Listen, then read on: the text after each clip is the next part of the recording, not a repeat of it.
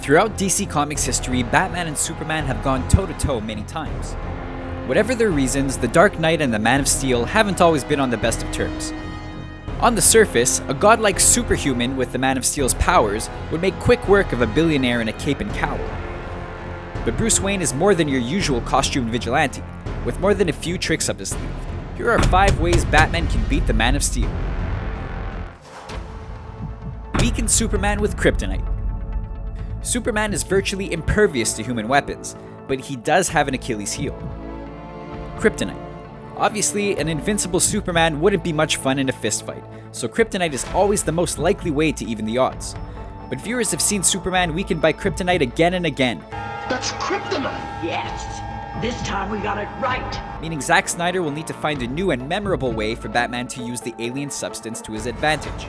Fortunately, Batman's cunning has led to several delivery methods in the comics. He's used kryptonite gas, a kryptonite ring, and even outright kryptonite impalement, not to mention a kryptonite-infused arrow courtesy of Green Arrow.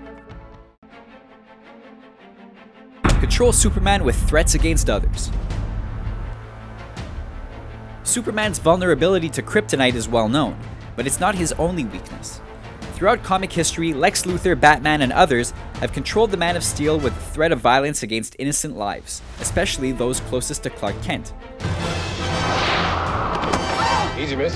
I've got you. You've got me! Who's got you? In John Byrne's Man of Steel origin story, Batman exploits the Kryptonian's bleeding heart by promising that a bomb hidden somewhere in Gotham will detonate should Superman breach an invisible field around the Batsuit.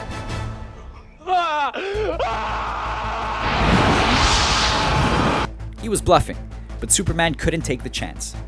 That might sound far-fetched for some versions of the superhero. Adam West's Batman would never think of sacrificing innocence to hunt a villain or keep Superman at bay, but other versions have been less virtuous. A crueler Batman might not think twice about using Clark Kent's love for Lois Lane or the people of Metropolis against him. Most versions of Batman have been willing to do what their fellow heroes aren't. Using collateral damage could work here just as it did against Darkseid himself, along with his entire planet, in the Supergirl from Krypton storyline. Fight Superman with technology and gadgets. Brawn doesn't always beat brains. Mind over muscle? And in Batman lore, brains come in 2 varieties, strategy and technology. Movie fans know most of Batman's signature toys, Batarangs, Bat vehicles, and Bat grapple guns.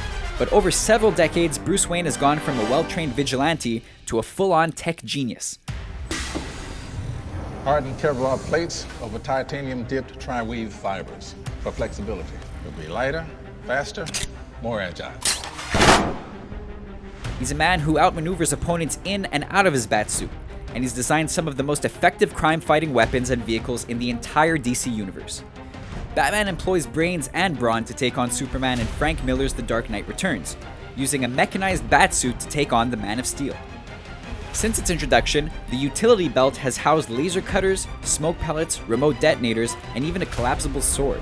Batman's cowl features night vision, sonar detection, and an instant environmental analysis via Bat computer uplink.